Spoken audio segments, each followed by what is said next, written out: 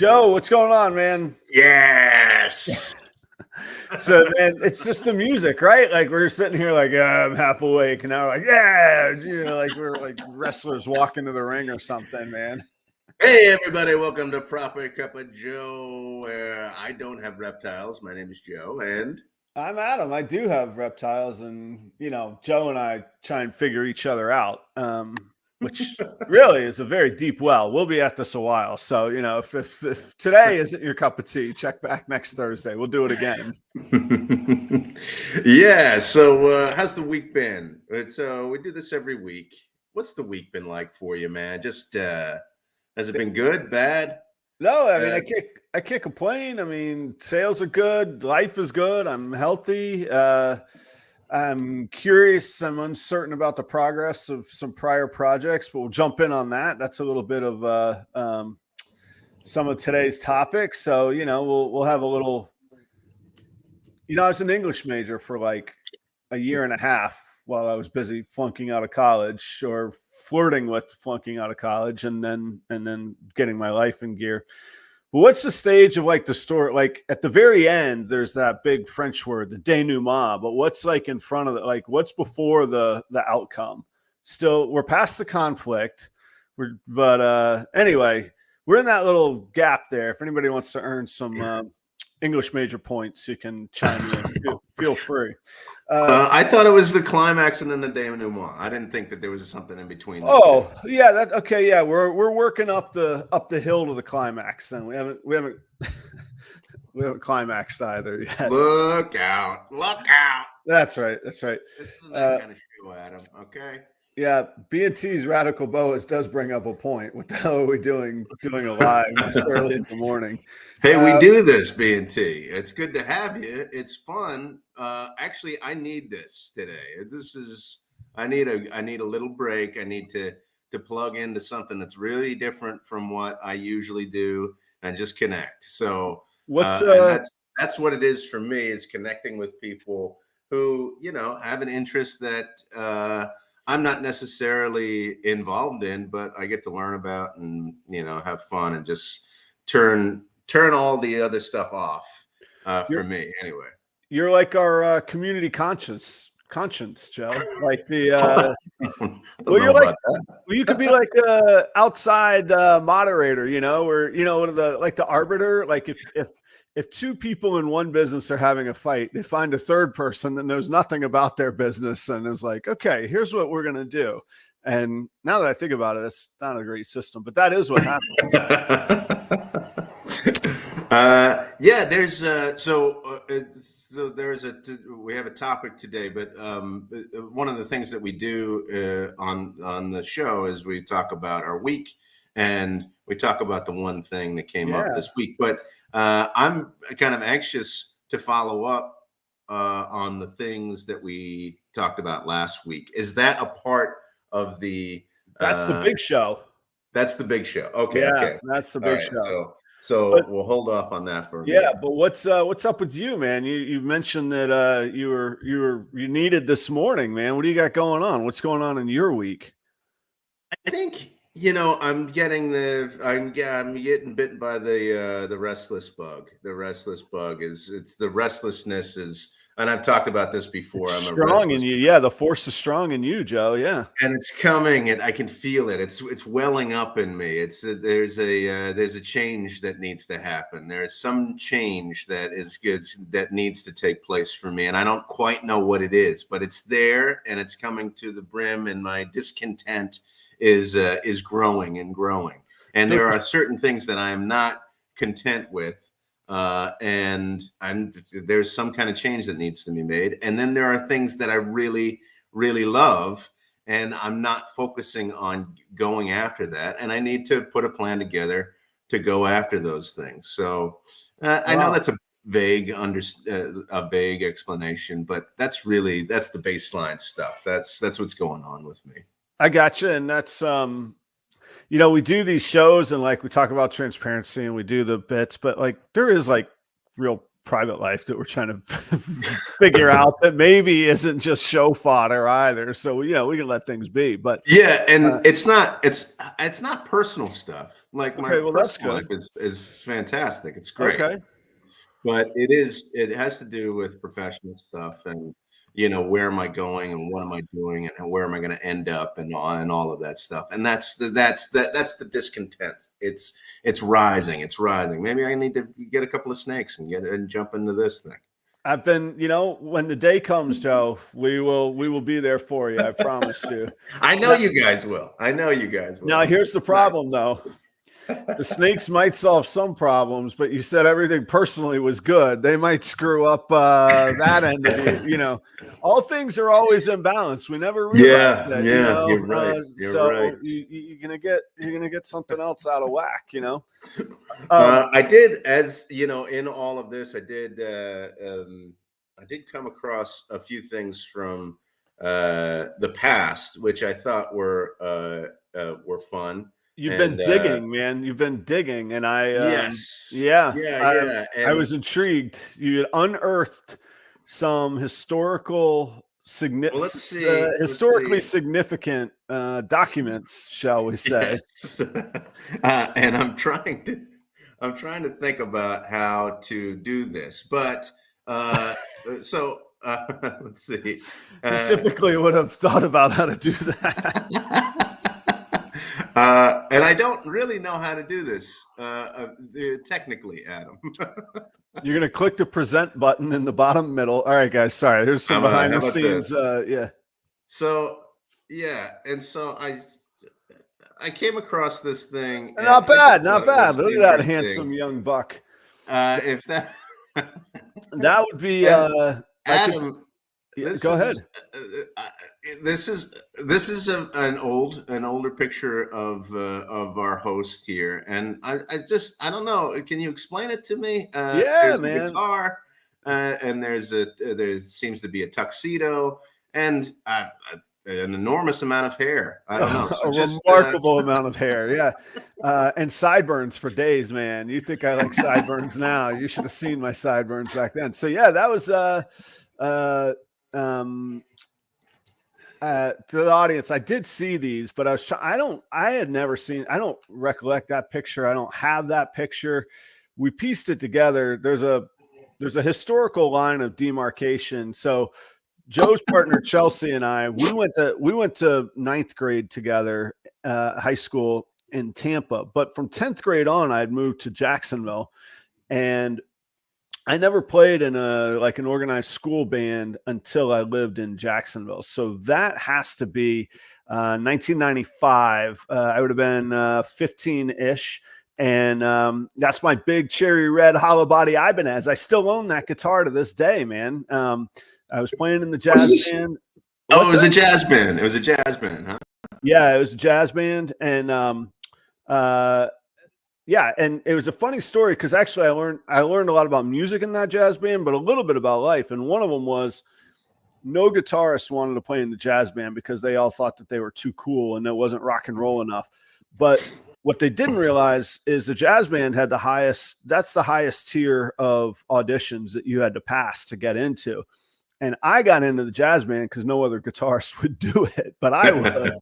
But I got to play with the very best musicians for 2 years in the school, and some of those guys are real serious big time now, and it's not like, oh, I know them. I mean, I got to play with them and learn and grow, and that stuck with me. Like, surround yourself with the best people that you can, and screw the auditions. Go do it. What's the worst that can happen? You say no, okay, you go back and you're told you're not ready, which you didn't think you were in the first place, but maybe you get the gig. And I got the gig. And it was pretty fun. The other thing I learned is everybody's got different skills. So all those guys could play anything like crazy, but they had to have their music in front of them. To this day, I can't read music. And so when the improv times came along, I could rip it. And they were like, how do you know what to play? And I'm like, how do you not? So like we found we found that there's different knowledge and skills. All right. What other craziness did you unearth? I got one other that I'll show. And let's see. We're gonna do this, and let's see. So I didn't know you were this kind of guy, but I found out that you were freer about not wearing your shirt when you were younger. Maybe you are that way now, but the amount of pictures that I came across with Adam with no shirt on, it was astounding. What's even more astounding is my complete lack of awareness that I look like an absolute fool with no shirt on. Look at me, man. I'm just nothing but arms and shins, man. And this is so. What's funny is this is what, late '90s, probably, right? That would be 1998. That was the very first apartment that me and my roommate Eric, who is not, I don't know who that guy in that picture is other than me. But that's the very first picture, very first apartment that Eric and I lived in. So that would have been first semester 1998. I mean, you look straight out of it's not the late '90s. It looks like the late '70s. This is what you're going for here. Well, as you could tell, we were highly into decor in our homestead. Funny thing, it's hard to make out, but right behind my head, there's a cardboard full-size cutout of Xena the Warrior Princess. There you go. Yeah, just bring it in, Joe. Oh my gosh, I didn't even notice that. Look at that. Yeah, so there's a guitar amp, there's a music stand, and Xena. That was our whole living room. That was it. That was a TV on the floor, and that was our whole living room. What's funny is that Chelsea has these photos. That is odd. Like, I don't recollect. I know, like I say, I know that apartment, and I know the time that Chelsea came up to visit and hang out, and she was. I don't want to. How do I put this? This was 25 years ago. I don't care how I put it. She was dating like a bum at the time, and he came as well. Yeah, he was a bum. Hey, is it that guy? I don't think so, but I don't know. But I don't think so. You have to ask her that. I don't know who that is. But anyway, that bum invited some of his bum friends over, and there was this big party. But there was also some shenanigans that went down that night, and all forearms and shins, and my buddies and I, and about 12 beers, we got real manly and had to straighten some things out that evening, and they got straightened out, actually, which is kind of funny, but anyway, it gets a little hazy, but I remember that event. I remember that trip when Chelsea was, yeah, look at those sideburns, man. I was doing good, man. Rocking it. So I thought I'd share it with the audience and maybe give you maybe. Do you have the one other picture? Because there's an interesting detail in the one other picture that I'm. It's fun to relive here. Yeah. Hang on a second. If you talk, I'll be able to figure this out. Okay, so the other picture is again, I have no recollection of. I'm not sure what the event was. Although I'm sort of piecing it together, but there's interesting clues in this other coming up picture. I have no hair, so my hair is gone by that point.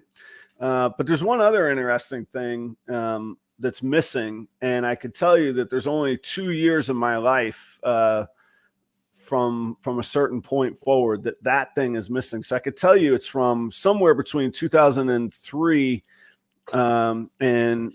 or late 2003 and mid 2006. So we're going to pick this apart here. If you got this thing, Joe, I know you're playing producer hard here. Oh, here we go. Okay. Joe, can you spot the one thing that's missing that would have only been missing for like 2 years in my adult life?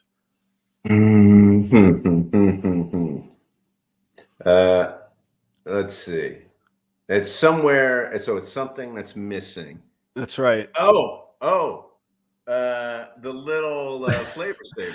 There's a clean chin in this picture. And I'll tell you, when I got promoted to management for Ruby Tuesday, they made me shave my chin. And the day that I quit Ruby Tuesday, October 13th, 2006. Since then, I have never had a clean chin. So I could tell you between December of 2003 and October of 2006 is when that picture took place. I don't know what was going on in there. Was that Chelsea's like college graduation? Like that's Gary. I know Gary. I don't know. I'm not sure what this is. So that's Chelsea in there in that photo. Yeah. And then look, that's a handsome guy right there. Right there, right? Look, man, I clean up all right. I also am intrigued. I was referring to Gary, but well, we all know Gary's a handsome fellow. Yeah, I mean, Gary makes a living being handsome. He is. That's what he does. I just had my brief moments that get remembered. Okay, but I gotta say that's a pretty good knot on that tie for a young amateur. Because in those days I was not wearing ties and suits to work. So I don't know what that was from. Like saying maybe Chelsea was graduating or something, or I don't know, maybe it was her birthday. Probably, I don't know maybe. Yeah. 2000 maybe wedding. I don't know. 2006, 2004, 2000. No. It must have been after. Yeah, that's true. That was in that time frame as well. Yeah. All Not right. to me. Not to you. That's right. Not to you. To the other. All right. Let's stop. Yeah. Right. Yeah. We got to let that be. Joe, those are fun, man. I have no idea where those came from. I had not seen those. And just out of the blue, Joe texts me. He's like, "Here, what do you think of these?" And I'm like, 20 years ago, I'm doing all right, man. Yeah, it was fun to make that little trip to unearth some of those things, and it's cool. There's another one that I've seen before. From I guess you went to Lilith Fair. Yeah, we went to one of those like hippie summer concerts, man. I was in my full hippie era. I didn't have a shirt on then either. Yes, that's the other shirtless Adam pic that I have in my house. Joe peruses the shirtless Adam pics. A joke I've come to enjoy, not that I hit on women these days because I'm married, but if I were to, my line would be like, "Hey girl, you like ribs?" And then I would like just point to my side instead of like a barbecue restaurant or something, you know? Oh, Adam. It was fun. It was fun. Those were great, man. I would, I'm glad that you found them. Those were really were fun, man. You forget like how cool like having just a physical picture is. Like we don't have those anymore, really. Well, and that's the other thing too. Like during that time in the late 90s too, like when you're not with your friends, I remember receiving pictures like in the mail or giving pictures to friends of like, "Oh, this is my senior picture," or whatever. And I had a wallet full of like pictures of my friends in like that little, when you have a wallet and you have that little it's like the little picture flipper. You could be like, "Here's chapter 2." Could you imagine only having like 6 pictures? Like now on our phones, we're like, I got 4,000. Let me find it. Like before, right. It's this one here. 6. One of 6. That's it. And you'd write a little something on the back of it. That's true. You could. Had I been, or for that matter, Chelsea had been diligent, we would have written on the backs of those pictures of just what was going on and where. I'm looking at the non-electronic versions. The hard copies, and there's nothing written on them. We just call those pictures, Joe. You don't have to use all the other words. Non-electronic versions. Yeah. It's not electronic physical image. Yeah, it's a picture. The hard copies. Okay, I eventually got to the word. I was thanks for that, man. For my one thing, I was gonna be like, just have some banter, like, where's all the UFO sightings lately? We just don't hear about that these days. But I think I'm just going to move on. I think that's like we've had a good intro. Yours was far more interesting than mine. We'll save the wondering about the aliens for another week. Okay. Actually, I got one really quick thing. If anybody out there is like myself, what would you call it? An aging pro wrestling fan from the glory days. If you have Instagram, there is an account called the Macho Verse, and it's you sent this to me. It's incredible. The Macho Verse is a special place, man. You guys could check it out. And if you don't know what I'm talking about, you're gonna go there and be like, what in the hell did Adam do to me? So don't worry about it. But if you long for the days of the Macho Man, the Twin Towers, the Mega Maniacs, and all of that, and the cream rising to the top, you can go check out the Macho Verse. It's pretty good. Those are the best promos. Not to harp on the wrestling stuff, but his promos were the best. Well, so good. In retrospect, you wonder, were they actually any good? They make no sense. The Macho Man's on a different planet. You don't know what he's doing. He's got his back to the camera. Like Gene Okerlund, Mean Gene can't even keep a straight face. Like Mean Gene's like, what? Okay, we're gonna move on. You guys better watch out. Like. Great stuff. Great stuff. Yeah. And you wonder, what was it fueled by? Was it solely the anabolic steroids, or was there some other substances that were involved? I was a child in those days, so I was beautifully oblivious to such things. But now in retrospect, I can only imagine what was flowing through all of them. Because some producer somewhere was like, "Yes, this is good. This is what we're looking for." Like, this is going to hit. Right? It's going to hit that person. And then when they team up, and then there's Hogan, and then Macho Man, and then there's like the weirdest ones were Macho Man, Ultimate Warrior. Those take the cake. That was like, what are these guys talking about? I'm pretty sure there's one promo where even in the middle of it, Macho Man's like, this dude's weird. Anyhow,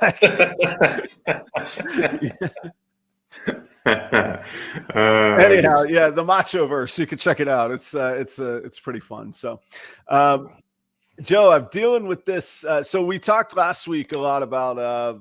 I'm going through this saga trying to find a real estate building, going through the steps and all that, and I think I'm at a point where I just have to sit here and do nothing for a little bit. And you know me for about a decade now, maybe a little more. I'm not that good at sitting and doing nothing. No. And it doesn't mean I always do productive stuff. I do dumb stuff too, but I typically am doing something, and doing nothing is this is a challenge. It's not your style. No, it is driving me bonkers, man. So where are we? Can you explain where we are with this saga? Because I was really last week's show, we heard all about it, and then where did we leave? I can't even remember where we left off, because I think we talked for a little bit after the show as well. Well, and I apologize, because like all my content lately has been this, and I'm just sort of burnt out on it. But to catch up, no, it's okay to catch up. For not all, that's a little dramatic. I did a Patreon content on it, and then Tuesday at night I talked a little bit about it as well. So I had found a new building. I fired the old realtor. I like this new realtor. I like this new building. It's pretty pricey for Adam. For me to just cough up that kind of cash is a little bit much. Went back last night with some local colleagues that have commercial real estate, not only experience, but professional experience. This is what they do, but they're also reptile breeders, and they've become pretty good friends, and certainly great resources and colleagues, and we vend and all that kind of stuff. And you just stumble into some hard truths when you ask enough questions from really smart people. And I was really hoping last night would be like the moment of clarity where like the clouds parted. This is the place. You have the money. Boom. Let's move on. And it's just never that simple. In sports, they say, games are won and lost on the margins. It's very little things that are the difference between the success and failure. One guy running a mile an hour faster than the other guy, or inches of the ball being placed. It's like, nothing is this just massive well, this is a terrible sports analogy now, but nothing's this massive home run. It's like, well, I think I could do it. I'm pretty sure I can. But God, that's a lot of cash in my livelihood and whatnot to put up. Yeah. So, it's a lot of building. It's 3,600 square feet, and it's a building from the 1800s. Like, that sounds neat, right? Until there's a crack up the concrete facade. Yeah. Do I want to be fixing up a 150-year-old building? Like, I don't know. So that's where you are right now, is in the decision-making process, or have you made a decision and made a bid and now you're just waiting? No, I have not made a bid. I am waiting on, so I really like, and this will seem really basic and people are going to be like, oh, that's not that insightful, but really it's like the model I've always worked on. I like to have a plan for how something is going to work and pay for itself before I buy it. Okay. And I don't have that answer fully answered yet. And sometimes that holds me up, because business, if you had everything in front of you up front, you'd already be in business. So you wouldn't have these questions. So I haven't fully answered how this building is going to pay for itself yet. And I can't, I think it's fairly low risk, but I can't risk all of that, family livelihood or net worth or whatever we want to call it, on something that I don't feel like I have answered how it will pay for itself. Now, part of why I'm saying I got to sit still and do nothing is there's a couple other business potential things percolating in the background. Okay. I got to wait and see if those come through or not. And they're just outside of my control. I cannot make them go faster. I cannot influence that outcome. And I just have to wait and see. And these are things that would help you to make the decision to buy this place, or that's right. So if somebody, let's just hypothetically say somebody says, hey, I got an idea that's going to be great that I could really use working with you, and we need the space in the building. Yeah. Okay. Great. You tell me we got that, I'm probably going to go buy the building. But they got to figure things out on their end, and they're responsible enough not to go, yeah, go ahead and get it. We'll figure it out. No, we're going to figure it out, and then we'll go get it. And that's sort of where I'm at. Like, so I have at some of these I have to be vague on, but I like calling them like outs for anybody who's ever like played Texas Hold'em with any kind of focus. You're always counting your outs. How many ways can I beat this other person, and how many outs are out there? So growing proper royals is the best out. I can't just decide that. I can't be like, well, okay, that's done. I've taken care of that. So that's a long-term out. I got to figure that out. Another out would be a viable renter that says, hey, I'm willing to commit 3 to 5 years and I want to rent that space, which is still not that clear because we'd have to do a lot of renovation and all of this stuff. So there's that out. And then there's 2 or 3 other options from relationships and partnerships that I've established, or just good friendships where people have said, wow, that's a great resource. I think we could do something with that.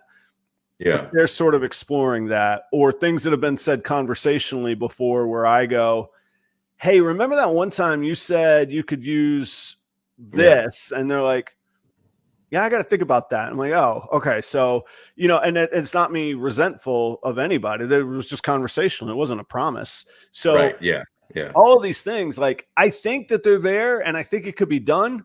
And actually I'm less worried about that stuff than I am the building itself. I think the other stuff will come to fruition. There's always going to be good relationships, whether these work out or not. I'm going to keep up these relationships. They're great people.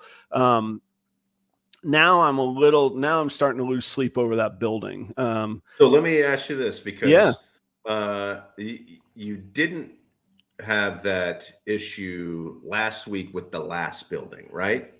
So was that, let me ask you this. Is there were there things in place? Were those outs in place for that building and they're not in place for this building? Or the last building, it was too good to pass up, and so you had this feeling that it was the way to go? No, I still needed those outs, but I hadn't gotten that far in the process. So I hadn't gotten to, hey, because we kind of have a little bit of a conversational agreement on what the buyer would take. Like, so the agent is a dual agent, which has its ups and downs. But one of the ups is he's allowed to sort of broker a negotiation almost person to person. So without a contract, we've kind of landed on, here's the number. And I'm like, oh, that's actually all right. That's attractive. And whatever the right expression is, I hadn't, what do you say? The rubber hadn't met the pavement or whatever yet on the first building. Hit the road. Yeah. Right. Yeah. So I was still optimistic, ambitious, all of that with the other building. This one has some literally visible, like you could see from inside, you could see the outside types of cracks and stuff. And you start going, I'm no architect, but that looks like it could be pricey kind of thing, you know, and you start going, well, there's that. You calculate the carrying cost. This one has probably a little higher carrying cost than the other one did.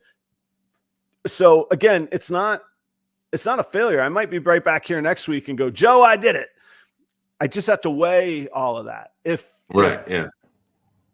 an opportunity comes along, and now this is absolute hyperbole, but they're like, hey, we could do something and that's going to be $5,000 of cash flow a month, then I'm not worried. Perfect. Let's get this thing. Right. And if not, and that's hyperbole, that's not the number, but that makes things easier. So it's kind of like, when I say doing nothing, I guess I'm not literally doing nothing. I'm letting seeds I've sown, or whatever all these analogies are, kind of grow and see what emerges. And I am going to check. I'd kind of written off this local town because it's just perceived as a little more expensive, and commercial rates are this and that. But I don't actually know that. So I'm just going to go explore and learn. I like to, when I get in these jams, I just like to go learn and find something new to learn and focus on. Right. So I'm actually going to go down to, it's kind of cool. It turns out a lot of these little towns have these economic development liaisons and initiatives in the cities. And we have one here in Northfield. So I'm going to go down there. Not today. I have a busy day at the shop here, but tomorrow I'm actually going to set aside to just spend downtown exploring and getting in with the economic development people. Go ahead. Okay. So that's in what you're talking about is in the town where you want to buy, right? No, it's in the town where I live. The town where I want to buy. So and so yesterday was this whipsaw. So the town I was looking at buying with the older building, they actually called me, and the zoning people said, you're all clear. We'd love to have your business here. We think you've put a lot of thought into this. You're somebody we'd like to work with. And I was like, that's why I was like, all right, we got to go see this. I'm bringing my consultants. We're going to learn about this. I'm going to figure this out. One of the points that kind of hit me was when we talked about the rate of what sort of between the realtor who knows the town and the commercial person who has the experience in the cities area. When they kind of cooked up a potential rent number, I was like, oh, that's it. Like, well, I don't know about that. That's not gonna make ends meet quite the way I anticipated, you know? Yeah. So again, it doesn't mean it can't work or it's not going to work. So wait, is that old? Wait, hang on a second. Yes. That old building. Yes, sir. Is that still in your? It is. Yeah, it is. Yeah. So you have this one that's in town, right? No, I don't have a building that's in town. So, all right, let's go all the way back. When I very first started, there was a building that was out of town in another town. And that one turned out to be not even zoned commercial. Dead. Right. Yes, I know. Yeah.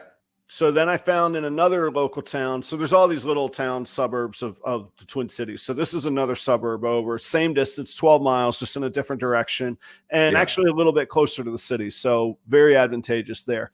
And right off one of the main highways. This is Highway 52 here that runs north and south, and it's right off of 52. That town is called Cannon Falls. The one in Cannon Falls is the one that's from the 1800s that has some cracks, but it's a really nice big building at an advantageous price.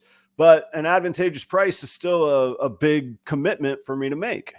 Sure. Yeah. And is that one the one that was that had the lawyer? The lawyer owns it, and then the attorney owns it, and then that's the one where the town called me and said, "Hey, thanks for getting in touch with us. We would approve the permitted use in this building. We'd love to have you on our main street." Like, that stuff lines up. Like, saying it out loud, I'm like, oh yeah, there's a lot of good there. Like, sometimes part of doing nothing is just thinking endlessly, and reminding myself of 99 different things. You're like, okay. So, and that's the building. That's the one that you're thinking about. That's the building. That's the one I'm thinking of. I have the financing. The money's in place. I could get the deal done by December. Like, I could own it by December 1st. And some of it is like a sliding scale. Like, so really, I probably need to get a contractor in there and say, are these cracks actually scary? Or are they an easy fix? Is it just something that's old and it's not moving? It's just whatever, just needs this or that. Okay. Do I build that into the offer price? And then we go on. Like, I am a believer. Sometimes we get stuck on sticker prices. Like, we see a number and we're like, that's too much. Well, if it's going to come from somewhere else, it doesn't really matter. So, like, for example, say the building is 175 and there's a $20,000 problem. Well, if I say, all right, well, we make it 155 and now I have a solution to the $20,000 problem. Okay, we're good. Doesn't mean they're going to accept it or like it, but that is, all that stuff can be taken into account. You're a very, how do you put it? You're a particular kind of worker. You could put it that way. Yeah, there you go. Thank you. Hi, I'm Adam. I'm a particular kind of worker. You're really driven, and you have a vision, and you work towards that vision, and you create milestones for yourself. And this move to a large building like this for your business was always a part of the plan, or did it represent, or did it just present itself and you go, this is a good opportunity? Both. So it's always been part of the plan, and it actually was part of the plan when we moved to that's I think it's Perry. It could be Karen, but I'm pretty sure it's Perry. They have that's the Soda Balls is their brand, but Perry gets to see me twice a week in person, the type of particular worker I am. And the bad thing for Perry is that we were on those 2 days, we're just a 2-man show. So he's stuck with me all day long, rambling about my nonsense. So anyhow, thank you to Perry. But yeah, it was always part of the plan. And when we moved to Minnesota, the original plan was to actually buy a property that had an outbuilding on it. And all of this would be moot point. Yeah, moot. And I would have it already in place. But we bought this house instead of that kind of vision. And so now, we got hundreds of snakes downstairs percolating up through. I've maxed out my rodent space where I know that there's opportunity. So a little bit of space is good. I need within 6 months, I need another adult rack.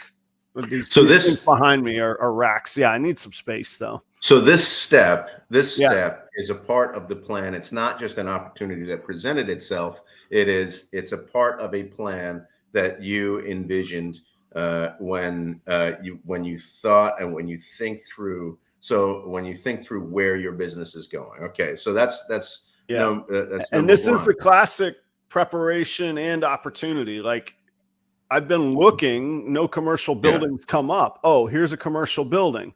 I have colleagues up in the cities that have been looking for over a year and they haven't found, like, that weighs on my head too. Like, okay, when does this come back around again, Adam? Like, but that's like a trap thought, right? Like, that's like looking at a guitar and being like, oh, this 76 custom, this is never going to come around again. Yes, right. Yeah. Yeah. Yes, it will. It will. Yes. There's another guitar out there. Yeah. When the last building fell through and you couldn't do that, yeah, you started to look, and you just have to look, and it's going to be there. Yeah, right. These opportunities are going to be there, and as long as you're not locked in, you can go, okay, well, maybe this will work, maybe that will work. So the other thing, then, this is why I bring up the particular kind of worker, is that you're asking questions of other people where they go, yeah, that could be a possibility. That could be something that we could do. Do the people that you're working with, do they have the same kind of work mentality? And what is the urgency there for them? And, do they understand your timeline of trying to make a decision? That's a really good question. And why I made that like aha face there. And there's a few people in the audience that I've called. You're right. The people that I called to pick their brain and to get their information, they do have that kind of like uneasy impatience, I guess, is almost the way to put it. I actually would describe a lot of the people that way. And those are kind of people that I click with. They're very good at what they do. They're very driven. They have clear opinions, which sometimes I need. Like, I'm the kind of guy, I'll ask 19 questions and come up with 21 different opinions and be like, well, there's this, there's that, there's that. And sometimes I just need somebody to go, hey, this is what you got to do. Yeah. I still might not agree with them, but then I'm at least like, it's back to a binary, I agree or I disagree, versus, well, there's 19 different ways to look at it. No, it's this is what you got to do. And like I say, I might agree with them or I might not, but at least I get that from them. So, I'll keep, I learned so much asking. Go ahead. Do they understand the urgency of making this decision? Like, are you waiting around and there's no action on the other end of the possibilities of working with other people in this space? No, that doesn't play into it. And that's not fair of me to put on them either. Like, that opportunity or those opportunities, those are just like conversational. Hey, they'd be good to do. I still got to bring at the end of the day, I'm the one responsible for my business. Like, I can't be like, well, they didn't do this, so things suck for me. Screw that. Like, and that's what they should tell me too. Like, yeah, great, but that should be secondary, Adam. Like, you got to look after proper royals first. You're the guy. So no, I wouldn't put that on them at all. I wouldn't be like, hey, how come you can't get this deal done because I'm waiting on buying a building for it? Like, they'd be like, yeah, good luck, Adam. That's on you, pal. Like that, no. So it's all conversational. It's all weighing what's on the horizon versus what my risk is right now, and then how I get from point A to point B. And the other thing too, though, is like, it's something. What's that? I'm sorry. Go ahead. Sorry. Well, I did say, I think this is important though, balancing what it takes to get from point A to point B, because I live an okay life, like way better than okay. Sorry, I shouldn't say okay. I live a wonderful life. Like, what I'm doing right now is not that bad. It's pretty good. And the financial situation is really good. Maybe I just need to refine that. And instead of trying to 2 or 3x in the next year, maybe I 0.3 or 0.5 or 1.3 or 1.5x in the next year. And that's hard for me because I see the opportunities. I see that vision, and I see the, opportunity is the best word. I just see it right there in front of me. And I've been like figuring it out for at least a year, but certainly something I was thinking of even in Florida as well. And now it's right here in front of me. And I'm just like, it's just not quite, because like, if I buy that building, I'm married to that building, man. All the good, bad, everything that comes with it, So I just gotta think about it. There's always this like what do they call it? FOMO, you know, oh, somebody's just going to walk in off the street and buy that. Yeah, sure. Yeah. But probably not. They would have Right. already if they were going to. Yeah. So what exactly are you waiting for? Well, honestly, yeah, I mean, you probably can't say all of the things that you're waiting for because yeah, but a little more certainty. Really what I'm waiting for is that, okay, so this part I can't share. The carrying cost of that building plus my own monthly expenses that are really non-negotiable is about $3,800. Okay. So my own stuff I could put on hold a little bit, but probably not for more than 6 months. So say it's $2,700. That's $2,700 that I have to be willing to go. If it doesn't go well, I'm just throwing it out the door. Yeah. And commercial real estate's a little different than residential.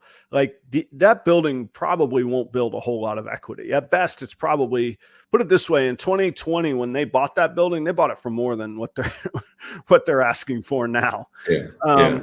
So commercial mindset is make as much as you can while you have it and then hope to not lose too much on the building when you get rid of it, which does beg the question then, is rent really better to do if I'm not playing the equity game? Although I like the equity game because it is an asset and it hedges against losses and whatnot. So having the asset's good.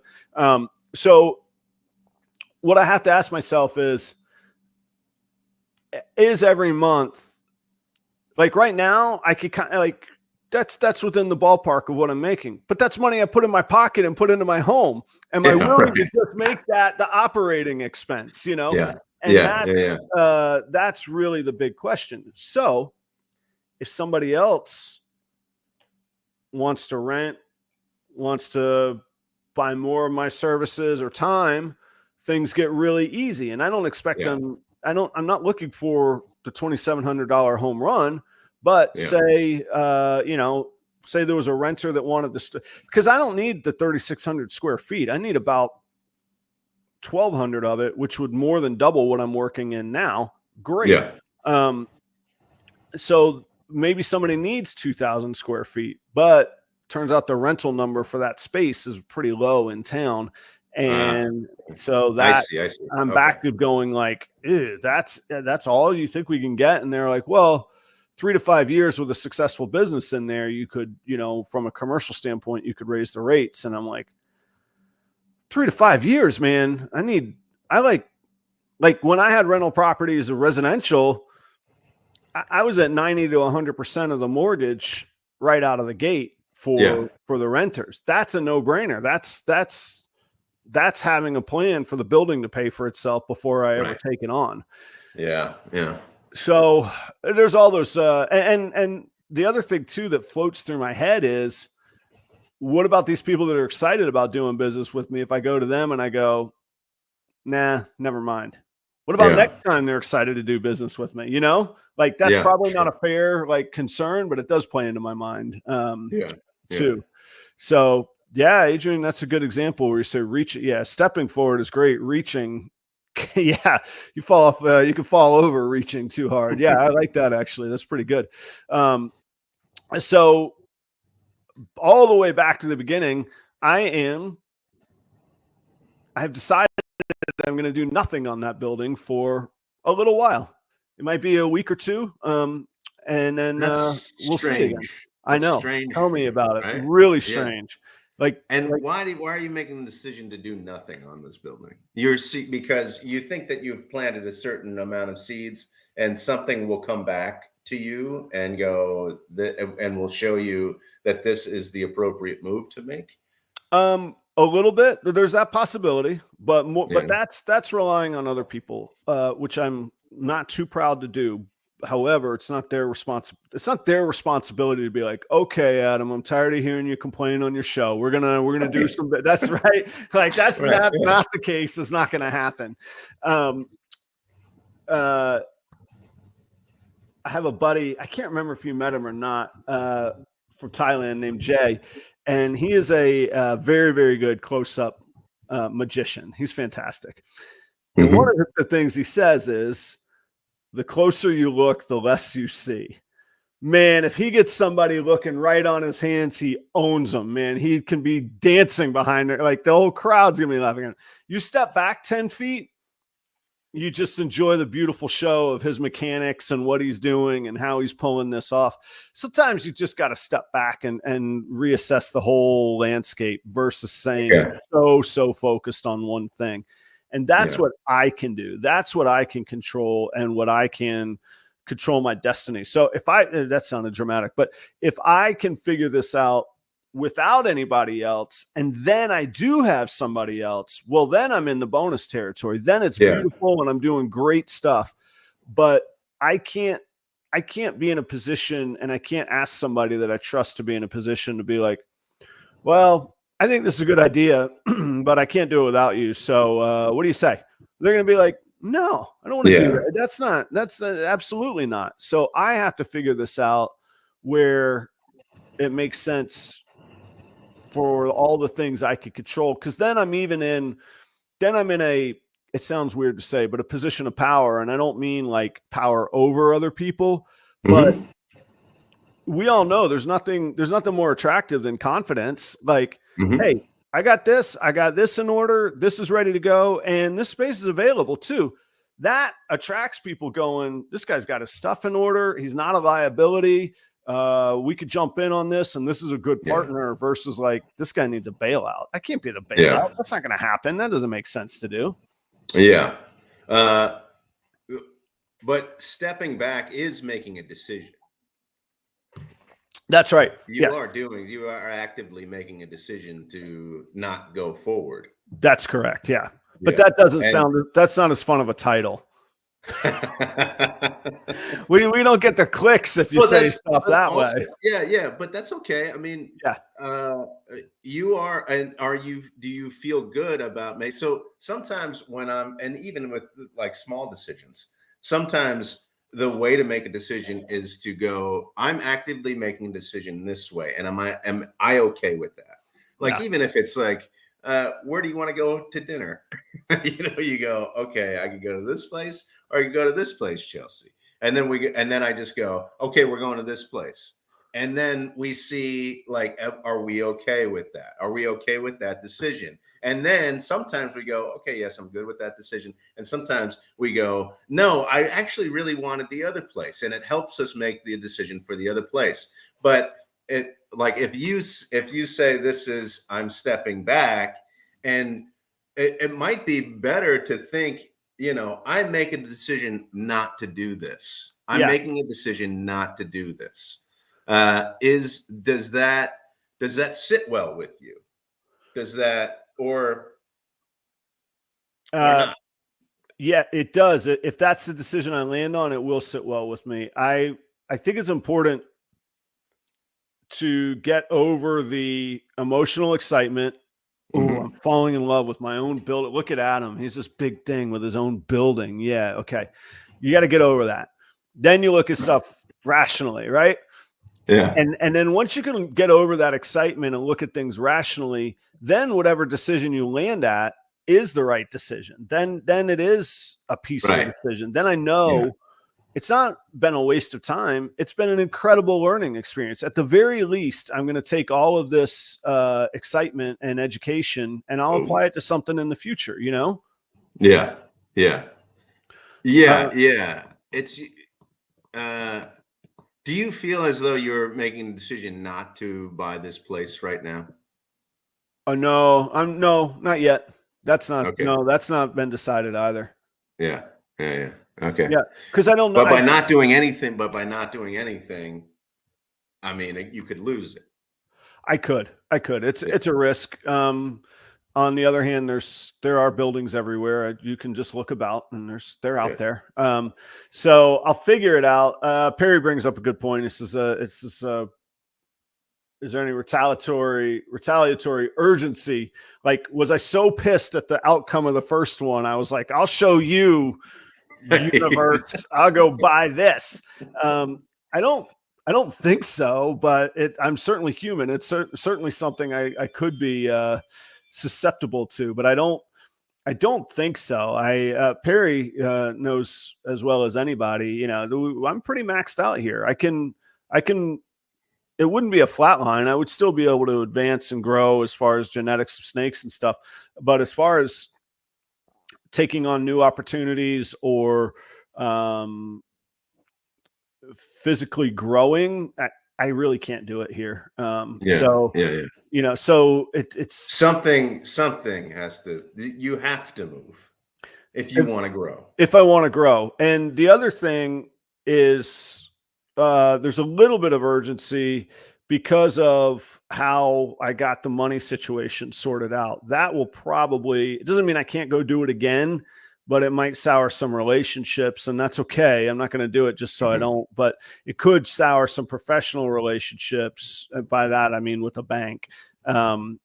If I do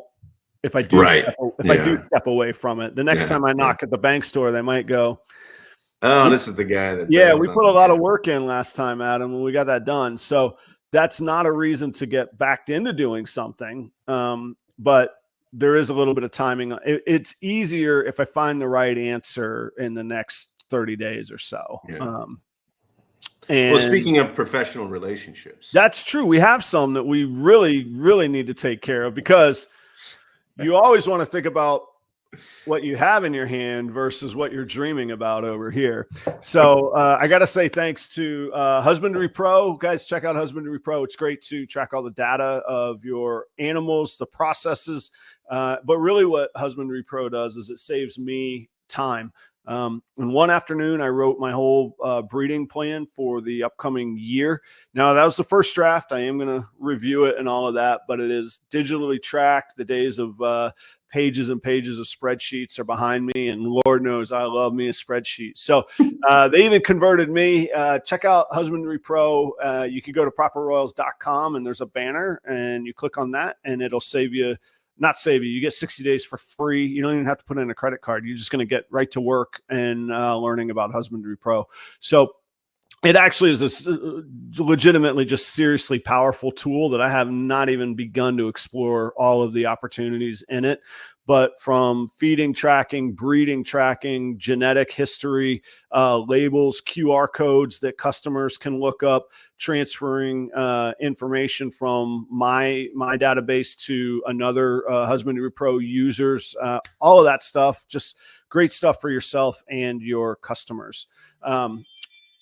Cold-Blooded Cafe, there's somebody just walking in and out of my door. Charlie's having a tough time getting out the door this morning on the ring, on the old ring alarm there. Cold-Blooded Cafe, guys, check that out. Those are the only frozen rats that I use. They're fresher, they're cleaner. They grow all of their own rats in-house. These are not rats coming on shipping containers from foreign lands. They are grown right there in Indianapolis, fed Missouri, and I think that you'll see the difference in quality.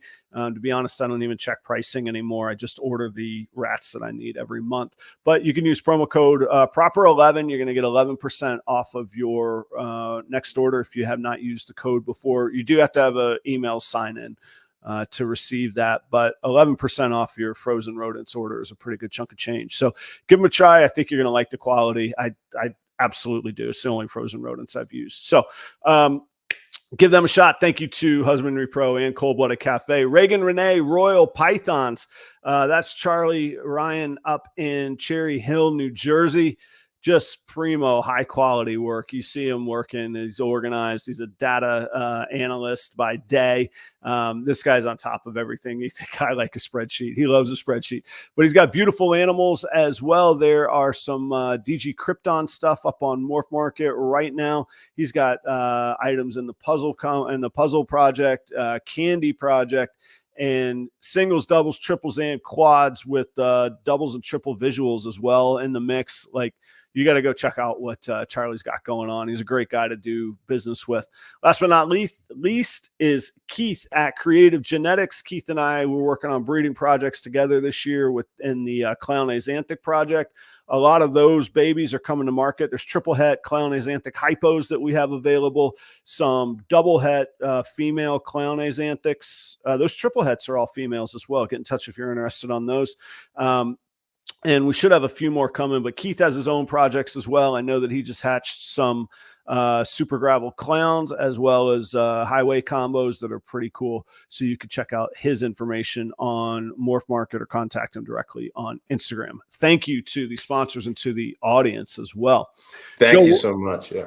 What fun do you have coming up this week, man? No fun. Nothing. No fun. I'm the guy this week for no fun. What are you talking about? You got to have fun, man. What are you going to do?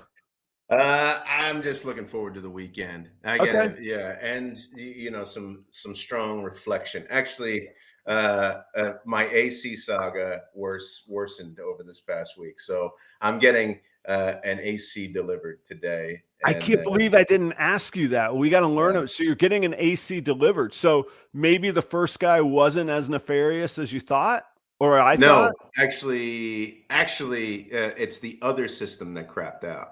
So I have 2 units, and the one unit was fine, and they were going to replace that unit, and then we got that fixed for a lower price, and then the other unit then just crapped out. So no wonder you're feeling antsy. The one, that's the gasoline on the little spark of a flame just turned into So I'm looking out my window of this huge truck. It says Ferguson HVAC on it, and I think I'm pretty sure that's for me. So I should probably go attend to it. If there's one thing I've learned when it comes to HVAC trucks, the bigger the truck, the bigger the price tag. You want the guy showing up in his little Subaru station wagon. When they need the big truck, man, you're in real trouble, Joe. Oh gosh, yeah, it does make me antsy. So. Well, I hope it goes well. I hope you bask in cool, air-conditioned pleasure before you know it. And stop sending me creepy half-dressed pictures of myself, okay? Thanks, everybody. It was a great time. Wish it wasn't ending. We'll see you all next week. Cheers, everybody. Thanks, guys. Bye.